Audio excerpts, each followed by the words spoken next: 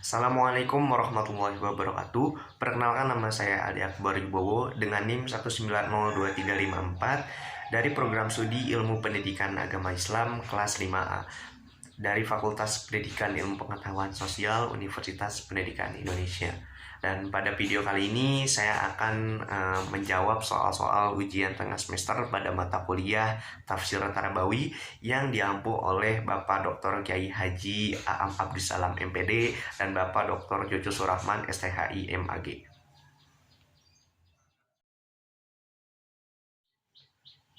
Oke, baik. Pertanyaan yang pertama itu adalah apa yang Anda ketahui tentang tafsir tarbawi? Nah, tafsir tarbawi ini berasal dari dua kata, yakni kata tafsir dan kata tarbawi. Tafsir maknanya adalah penjelasan ayat Al-Quran yang bertujuan untuk menyingkap dan mengungkapkan makna tersembunyi dalam ayat-ayat Al-Quran. Nah, menurut Abu Hayyan, makna tafsir itu sendiri adalah cara untuk mengungkapkan lafaz, hukum, dan makna dari perkataan ayat per ayat ataupun secara umum dari Al-Quran itu sendiri. Nah, adapun menurut Zarqoni, tafsir itu adalah ilmu yang menjelaskan Al-Quran dari sudut pandang dilalahnya. Adapun makna tarbawi yang berasal dari bahasa Arab, yakni robba yurabbi tarbiyah, yang maknanya adalah mendidik atau pendidikan. Nah, adapun dalam Al-Quran surah Ar-Rum terdapat kata robba yarbu yang maknanya itu adalah meningkatkan atau menumbuhkan potensi yang terdapat dalam diri manusia. Artinya kata tarbawi ini maknanya adalah sesuatu yang bersifat pendidikan. Sehingga makna dari tafsir tarbawi itu bisa kita simpulkan maknanya itu adalah tafsir ayat Al-Quran untuk mengungkap makna, lafaz, hukum, dan dilalah yang tersembunyi di dalam ayat-ayat Al-Quran dengan menitik beratkan kepada pendidikan atau biasa disebut juga dengan tafsir yang menggunakan pendekatan pendidikan. Nah, adapun orang yang pertama kali menggunakan corak tafsir tarbawi ini adalah Abu Dinata pada tahun 2002 dalam bukunya dengan menggunakan metode tahlili untuk mengangkat makna ayat per ayat. Dan adapun urgensi dari tafsir tarbawi ini adalah sebagaimana kita tahu, Al-Quran itu sebagai grand teori, sehingga urgensi dari tafsir tarbawi ini adalah untuk membentuk sebuah teori yang bersifat a priori dan filosofis, sekaligus sebagai landasan teologis dan epistemologis dalam ilmu pendidikan Islam. Oke. Pertanyaan yang kedua adalah pendekatan apa aja yang digunakan untuk menafsirkan Quran dalam konteks tafsir tarbawi. Nah, pendekatan itu maknanya adalah cara pandang untuk memproses atau mengupas sebuah kajian ilmu. Nah, dalam pendekatan yang digunakan itu terdapat dua paradigma yang menjadi tolak ukur yang menentukan pendekatan tafsir tarbawi, yakni tafsir sebagai pemberi nilai pendidikan atau tafsir sebagai sumber ilmu pendidikan. Nah, ada dua pendekatan yang digunakan dalam tafsir tarbawi ini adalah pendekatan retorik dan pendekatan pedagogik. Pendekatan retorik ini adalah salah satu keahlian dalam ilmu komunikasi, di mana retorika ini berisi tentang cara-cara seharusnya menuangkan maksud bicara dan tatanan bahasa yang baik. Dan adapun fungsi dari pendekatan retorik ini adalah untuk menentukan metode, menyampaikan arahan, mengajak berkomunikasi, untuk mengajak berpikir dan mengajukan pertanyaan. Dan dengan pendekatan ini akan menumbuhkan cita rasa linguistik yang tinggi sebagai media penyaluran pikiran. Adapun ciri-ciri dari pendekatan retorik itu adalah diajukan untuk memberikan penekanan, tidak mengharapkan jawaban, seringkali udah ada jawabannya gitu, terus seringkali tujuannya itu adalah untuk mempermudah komunikasi yang dan mudah dipahami. Nah, yang kedua itu adalah pendekatan pedagogis. Nah, pendekatan dari pedagogis ini merupakan salah satu kompetensi yang wajib dimiliki oleh seorang guru, sehingga konsep pedagogis ini berisikan tentang konsep kemampuan mengelola pembelajaran yang meliputi pemahaman terhadap peserta didik, perencanaan, dan juga aktualisasi potensi yang dimiliki. Dalam Al-Quran pun dijelaskan dalam Al-Quran surah An-Nahl ayat 178 yang menjelaskan manusia memiliki komponen komponen utama yakni pendengaran, penglihatan, dan akal. Nah, adapun ciri-ciri dari pendekatan pedagogis ini adalah di mana Allah sebagai murabbi, mufasir itu hanya menyampaikan maksud dari Allah, kemudian melihat kondisi psikologis ayat. Nah, dari penjelasan tersebut itu dapat kita bandingkan gitu ya antara pendekatan retorik dengan pendekatan pedagogik. Yang pertama, pendekatan retorik ini cenderung menggunakan Al-Quran sebagai sumber pendidikan, sedangkan dalam pendekatan pedagogis, Quran itu sebagai sumber ilmu pendidikan. Nah, yang kedua itu pendekatan retorik itu tidak mengkaji konsep. Nah, sedangkan pada pendekatan pedagogis itu membahas konsep sebagai teori dan praktik dalam disiplin ilmu. Nah, dalam pendekatan yang ketiga itu dalam pendekatan retorika hanya menyajikan nilai-nilai pendidikan yang sudah ada. Nah, sedangkan dalam pendekatan pedagogis itu menyusun nilai-nilai ke dalam konsep pendidikan Islam. Nah, seperti itu untuk pertanyaan nomor 2. Oke, pertanyaan yang ketiga adalah metode tafsir apa yang bisa digunakan untuk menafsirkan Quran dalam konsep tafsir tarbawi dan jelaskan. Nah, adapun dua metode yang dapat digunakan dalam tafsir tarbawi itu adalah metode analitis dan metode tematis. Nah, pertama, metode analitis. Metode analitis ini merupakan metode tafsir Al-Quran yang berusaha menjelaskan ayat-ayat Al-Quran secara detail dan runtut berdasarkan sisi-sisi yang disesuaikan dengan pandangan, kecenderungan, dan keinginan mufasir. Nah, adapun beberapa aspek yang dibahas dalam tafsir metode tafsir analitik ini itu terkait dengan kosakata, kemudian terkait juga dengan hubungan dan keterkaitan ayat atau yang disebut dengan munasabah, kemudian ada sebab nuzul, bahas juga makna global, bahas juga hukum yang ditarik, kemudian bahas juga perbedaan qiraat, i'rab dari ayat dan juga keistimewaan dari ayat tersebut. Nah, metode analitik ini tuh pada umumnya mengikuti langkah-langkah sebagai berikut. Itu yang pertama adalah menjelaskan munasabah, kemudian menggali makna mufradat, kemudian jelaskan potongan ayat secara bil maksur atau bil ra'yi, dan kemudian menarik kesimpulan terkait dengan ayat yang sedang dikaji. Nah, kemudian metode kedua itu adalah metode tematik atau maudhu'i. Nah, metode tematik ini adalah metode tafsir yang berusaha mencari jawaban Al-Quran dengan cara mengumpulkan ayat-ayat Al-Quran yang mempunyai tujuan yang sama, yang kemudian dibahas secara bersama-sama berdasarkan topik atau judul tertentu yang memperhatikan ayat-ayat tersebut dari berbagai penjelasan, berbagai keterangan, berbagai pendapat, dan berbagai hubungan dengan ayat-ayat yang lain yang kemudian diambil persamaan untuk merumuskan konsep pendidikan. Nah, ciri dari metode tematik ini adalah menonjolkan tema, topik atau judul pembahasan. Jadi mufasir itu mencari dan menemukan tema-tema atau topik bahasan tertentu yang ada di dalam baik dalam Al-Quran atau di masyarakat, atau bisa juga berdasarkan keinginan mufasir tadi, sehingga tafsir tersebut itu dianalisis secara tuntas dan menyeluruh dari berbagai aspek sesuai dengan makna yang termuat di dalam ayat-ayat tersebut.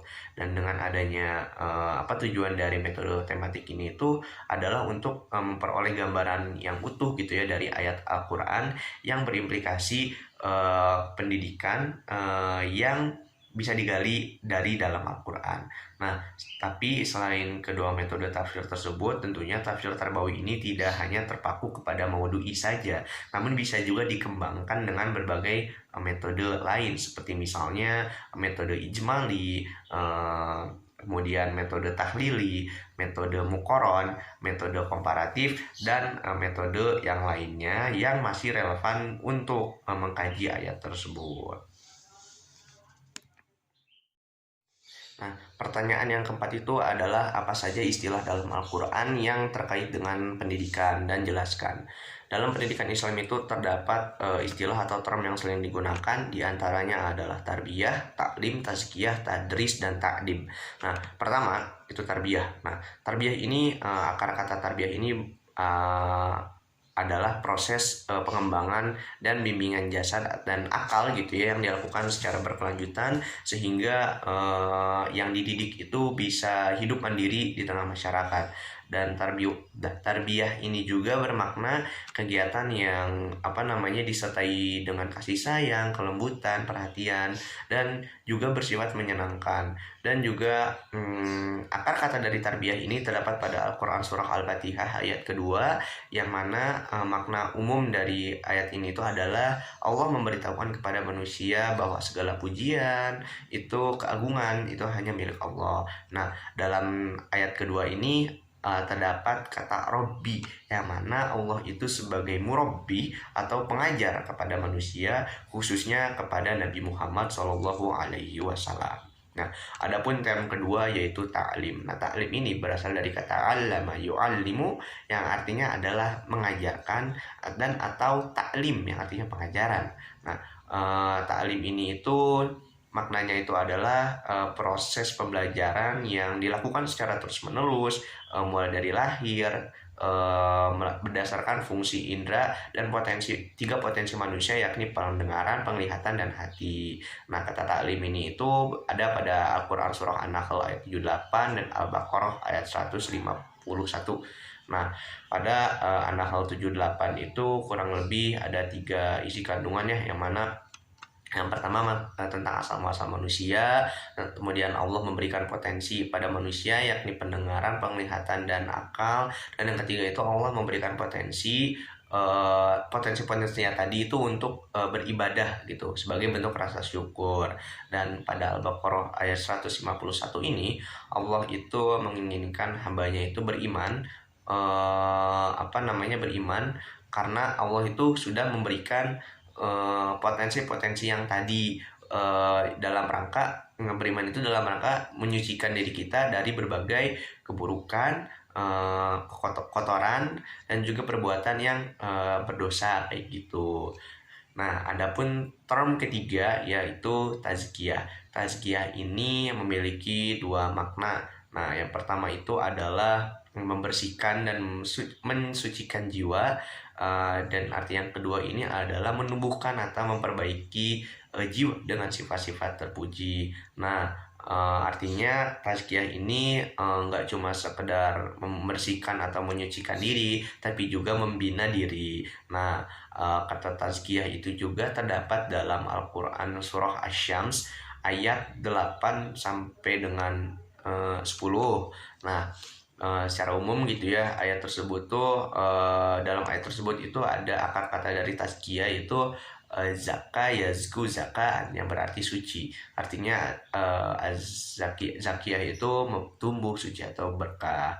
Nah, adapun gitu ya, surah ini itu tujuannya itu adalah agar manusia itu melakukan berbagai kebajikan dan menghindari berbagai keburukan. Dan orang-orang yang beruntung itu adalah orang-orang yang berbuat kebajikan, menyucikan diri, menghindari kemaksiatan, dan melakukan berbagai amal soleh untuk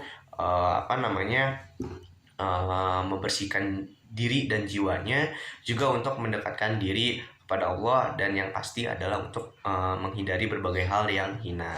Dan adapun term keempat yaitu tadris. Nah, tadris ini berasal dari kata darosa atau daros, yang artinya itu pengajaran.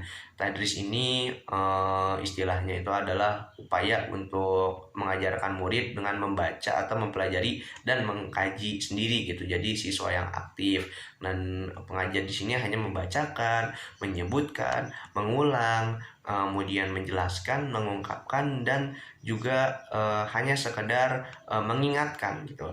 Nah, kata tadris ini ada dalam surah Al-Qalam ayat ke-37 yang menceritakan tentang kebenaran, dan juga cara gitu ya mencapainya, cara mencapai kebenaran, cara mempertahankan, dan juga siksaan bagi orang-orang yang melanggarnya, dan juga berisi tentang ancaman kepada orang-orang yang menolak kebenaran tersebut.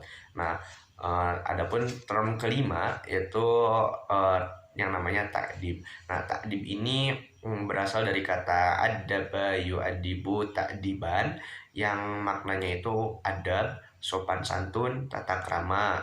Nah, istilah dan kata adib ini itu lebih cenderung kepada pembinaan adab sebelum seorang peserta didik itu terjun ke masyarakat, seperti itu. Nah, pertanyaan yang terakhir itu adalah bagaimana Anda menjelaskan cara atau langkah menafsirkan ayat terkait perumusan pengertian pendidikan Islam. Nah, dalam menentukan pengertian pendidikan Islam ini terdapat beberapa langkah yang mesti dilewati oleh para mufasir. Yang pertama itu adalah menetapkan topik masalah atau persoalan yang akan dikaji. Nah, dalam hal ini yang akan dikaji itu adalah pengertian pendidikan Islam. Nah, yang kedua itu adalah menghimpun ayat-ayat yang berkaitan dengan topik, yaitu ayat-ayat yang berkenaan tentang pengertian pendidikan Islam. Yang ketiga, menyusun ayat sesuai dengan urutan asbab nuzul. Nah, kemudian yang keempat itu melihat hubungan hubungan satu ayat dengan ayat sebelum dan ayat setelahnya. Kemudian yang kelima itu membuat kerangka pembahasan yang utuh terhadap ayat yang akan dikaji. Kemudian yang keenam itu mencari hadis yang relevan dengan ayat-ayat yang dikaji. Kemudian yang ketujuh itu membahas secara saksama gitu ayat-ayat yang akan dikaji. Nah, setelah itu kajiannya pun dilakukan dengan cara mengungkap makna mufradat terlebih dulu. Setelah itu mencoba mengungkap makna global, kemudian mencari asbab nuzul, kemudian setelah itu baru menjabarkan pendapat para mufasir terdahulu dan penjelasan hadis terkait. Nah, yang terakhir itu barulah mengungkap isi kandungan dari ayat-ayat tersebut sehingga didapat makna yang utuh tentang ayat-ayat yang sedang dikaji. Nah, setelah semua proses tersebut dilewati, maka langkah terakhir itu adalah merumuskan kesimpulan terkait topik yang dibahas. Nah, dalam hal ini itu adalah kesimpulan mengenai pengertian pendidikan Islam. Nah, ketika udah ada kesimpulan, jadilah pengertian pendidikan Islam yang kini kita ketahui. Seperti itu.